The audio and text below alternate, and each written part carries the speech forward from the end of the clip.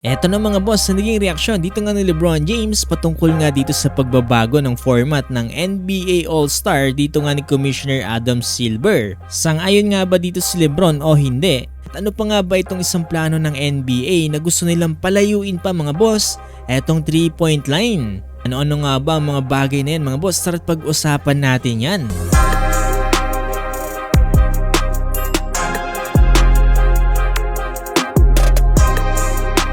Sa mga hindi nakakaalam mga boss, no, binago na nga ng NBA yung traditional format sa NBA All-Star Game na East versus West. Napanood yung mga boss yung nakarang video natin ay in-explain ko doon kung ano-ano nga ba yung mga detalye patungkol dito sa panibagong format. Para sa video na ito mga boss, explain ko lang ng mabilis, kumbaga parang hinati lang nila sa apat ng teams, paunahan lang sila mga boss makapuntos ng 40 points at naglaga na yan hanggang championship.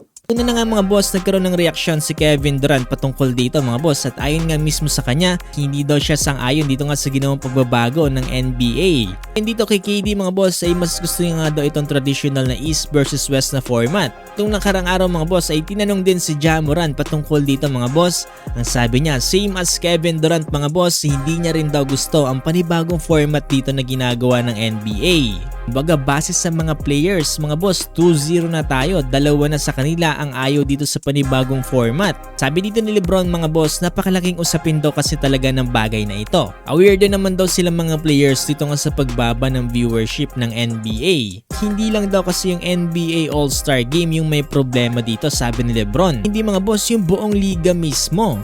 Ayon kasi dito mismo kay LeBron James mga boss, mas maraming mga players na nga daw kasi ngayon ang nagre-rely nga dito nga sa 3-pointer.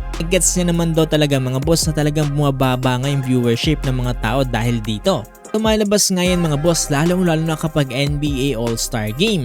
Dahil nawawala nga yung mga post moves at classic pick and roll plays. Mismo mga boss, etong si Commissioner Adam Silver ay aware na din dito sa problema na ito. Sabi niya, it's not just about the 3-point shots. Sabi nga dito ni Adam Silver mga boss ay kinakailangan pa rin daw nilang i-balance itong mga skill level ng mga players, fans diversity at syempre mga boss yung fan deception. Ayon mismo dito kay LeBron James mga boss, something had to change. So base sa mga sagot ni LeBron James at sa kanyang reaksyon, kung agree nga siya dito sa panibagong format ng NBA All-Star. Pero ito kasi tinutukoy ni LeBron James mga boss ay in general, hindi lang itong NBA All-Star Game. Bukod sa pagbabago ng format ng NBA All-Star mga boss, etong si Adam Silver ay mukhang plano rin na palayuin pa mismo itong 3-point line. Pinya pa nga dito mga boss, historically at times ay minumove nga daw papalayo itong 3-point line. Ayon mismo sa kanya mga boss, kahit nga daw papalayuin pa nila yan ng papalayuin, hindi pa rin mareresolba ang issue ng NBA. Dagpangan niya dito mga boss, sa dinami-dami nga daw na napanood niya ng mga games, mga napapansin daw ng mga tao ngayon ay yung mga simpleng tira na lang dito sa NBA. Kumbaga parang cookie shot nga daw. Kumbaga nawawala na nga daw yung intensity dito nga sa game. Ayun mga boss, ano masasabi niyo patungkol dito no? Napakalaking usapin talaga to.